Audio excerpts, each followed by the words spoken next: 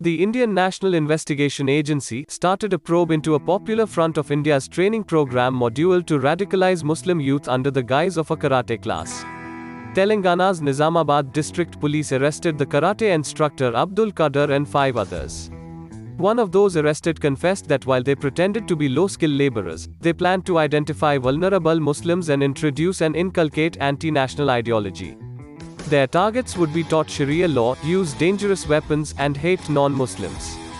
PFI is a nationwide extremist organization that seeks to influence young Muslims into anti-national and anti-non-Muslim ideology. The group received foreign funding for these activities and planned to template this model in many districts in the state and the country. So far, this group has trained 200 Muslim youth. A woman claiming to be of Mexican-American ancestry used racist slurs to verbally and physically attack 4 Indian-American women in Plano, Texas.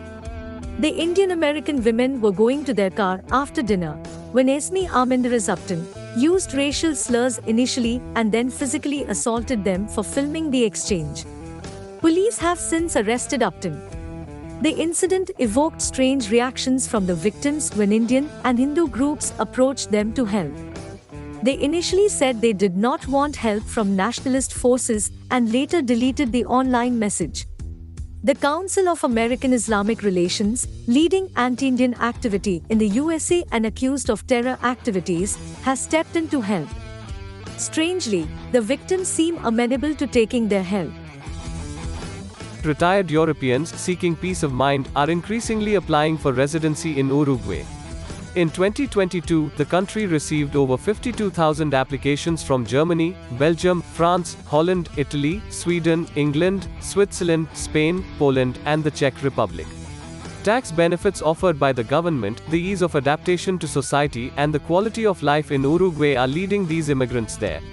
Uruguay is the smallest Spanish-speaking country in South America, and living there comfortably costs about $1,500 a month per person. The heads of state of 30 African countries met with the Japanese delegation in the Tunisian capital to discuss African-led development. The 8th edition of the Tokyo International Conference on African Development looked to reduce the Chinese influence on the continent.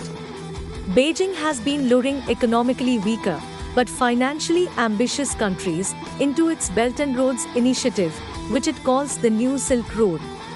Senegal President and Chair of the African Union, Macky Sall, spoke highly of this exchange. Almost 30 years after its launch, the Tokyo International Conference for African Development continues to deliver on its promises with concrete results in the areas of education, agriculture, health and water, to give just a few examples. Tunisian President Kais Saied welcomed all visitors despite struggling to balance a political and economic crisis. Tunis is facing an economic slowdown due to the COVID pandemic and food shortages due to the conflict in Ukraine. It aims to attract investors to its 80-odd projects valued at $2.7 billion. It expects to generate 35,700 jobs in the health, automotive, space, and renewable energy projects. Japanese Prime Minister Fumio Kishida tested positive for COVID but joined the conference via a video link. The British publication, The Economist, lamented that the sanction regime imposed by the West on Russia has flaws, and therefore, will not deliver the expected knockout punch. Since economic curbs could not cripple Russia, it advises the West to discard any illusions that sanctions offer the West a cheap and asymmetric way to confront China. Russia's GDP will shrink by 6% in 2022, reckons the IMF, much less than the 15% drop many expected in March. Energy sales will generate a current account surplus of $265 billion this year, the world's second largest after China. After a crunch, Russia's financial system has stabilized and the country is finding new suppliers for some imports, including China. The unipolar moment of the 1990s, when America's supremacy was uncontested, is long gone, and the West's appetite to use military force has waned since the wars in Iraq and Afghanistan. The biggest flaw is that full or partial embargoes are not being enforced by over 100 countries with 40% of world GDP. Echoing its words, The Bank of Mexico reported that its country saw a 20% increase in import of Russian goods totaling over $1.1 billion. Bilateral trade ballooned to $4.5 billion. Mexico imports more than a quarter of its fertilizer from Russia, apart from rolled steel, aluminum, and synthetic rubber. The United States of America remains Mexico's largest partner, with bilateral trade valued at $661 billion. Despite sanctions, even the USA imports over $1 billion a month from Russia. An Associated Press report cited 3,600 shipments of wood, metals, rubber, and other goods arriving at American ports from Russia. These shipments, it says, are clearly legal and even encouraged by the Biden administration. Banning imports of certain items would likely do more harm to those sectors in the US than in Russia. The basic idea with sanctions is that you're trying to act in a way that causes more pain to the other side and less pain to yourself.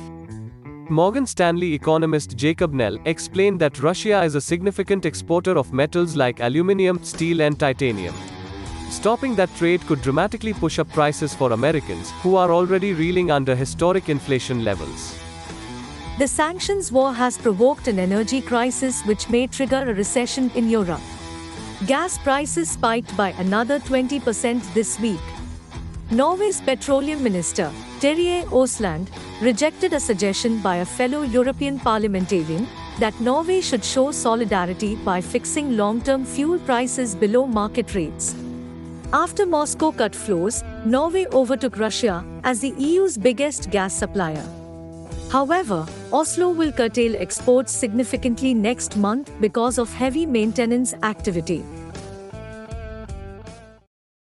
If you like this content, please press the like button and share it with your family and friends.